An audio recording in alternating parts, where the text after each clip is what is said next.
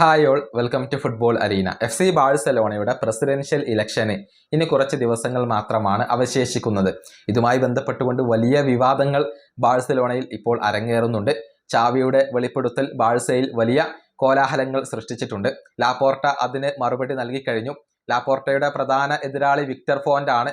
അദ്ദേഹവും ഇപ്പോൾ ഇക്കാര്യത്തിൽ പലവിധ സ്റ്റേറ്റ്മെന്റുകളും നടത്തുന്നുണ്ട്. ഹാൻസി ഫ്ലിക്ക് പ്രതികരിച്ചു കഴിഞ്ഞു.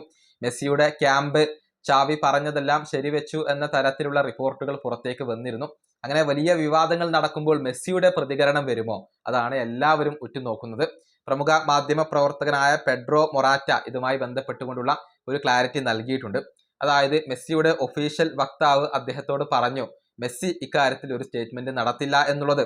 അതായത് എന്തൊക്കെയാണ് സംഭവിച്ചത്? ബാഴ്സയിലേക്കുള്ള വരവ് തടഞ്ഞത് ലാപ്പോർട്ടയാണോ? ഇപ്പോഴത്തെ വിവാദങ്ങളിൽ എന്താണ് മെസ്സിക്ക് പറയാനുള്ളത്? ഈ കാര്യങ്ങളിൽ ഒന്നും തന്നെ മെസ്സി നേരിട്ട് കൊണ്ട് ഒരു ക്ലാരിറ്റി നൽകില്ല.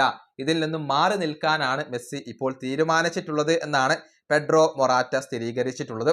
കൂടാതെ ആൽഫ്രെഡോ മാർട്ടിനസ് എന്ന മാധ്യമ പ്രവർത്തകൻ കൂടി ഇക്കാര്യത്തിൽ ഒരു വ്യക്തത നൽകിയിട്ടുണ്ട്. എന്തൊക്കെ സംഭവിച്ചാലും ബാഴ്സയുടെ പ്രസിഡൻഷ്യൽ ഇലക്ഷനിൽ നിന്നും മാറി നിൽക്കുക, അതിൽ സ്വാധീനം ചെലുത്തേണ്ടതില്ല എന്ന ഒരു തീരുമാനമാണ് മെസ്സി എടുത്തിട്ടുള്ളത്. ഒരുപക്ഷെ മെസ്സിക്ക് ലാപ്പോർട്ടയോട് എതിർപ്പുണ്ടാകാം, പക്ഷേ ബാഴ്സയുടെ ഈ ഒരു ഇലക്ഷനിൽ മെസ്സിയുടെ ഒരു സ്വാധീനം ഉണ്ടാവില്ല, അദ്ദേഹത്തിന്റെ ഒരു പങ്കാളിത്തം ഉണ്ടാവില്ല. അതിൽ നിന്നും മാറി നിൽക്കുക എന്ന ഒരു നിലപാടാണ് ഇപ്പോൾ മെസ്സി സ്വീകരിച്ചിട്ടുള്ളത്. ഈ വീഡിയോ അവസാനിപ്പിക്കുന്നു. അടുത്തൊരു വീണ്ടും കാണാം.